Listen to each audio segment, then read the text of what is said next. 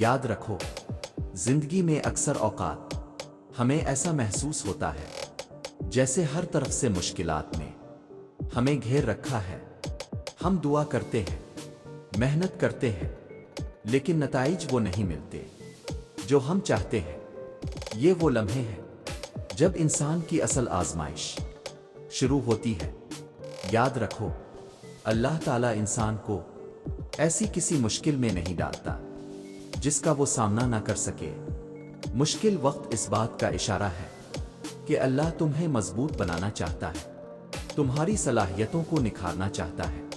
زندگی کے ہر امتحان میں ہمارے رویے کی اہمیت ہوتی ہے۔ اگر ہم ہر مشکل کو ایک نئی طاقت کے ساتھ قبول کریں تو ہم آگے بڑھنے کی راہ خود ہی تلاش کر لیتے ہیں۔ آزمائشوں کا مقصد ہمیں ہرانا نہیں ہوتا، بلکہ ہماری زندگی کے مقصد کو سمجھنے میں ہماری مدد کرنا ہوتا ہے۔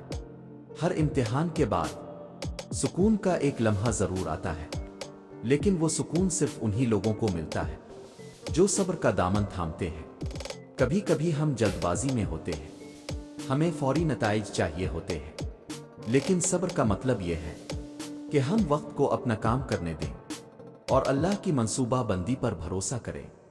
جب ہم ہر حال میں اپنے رب پر بھروسہ کرتے ہیں تو دل کا بوجھ ہلکا ہو جاتا ہے۔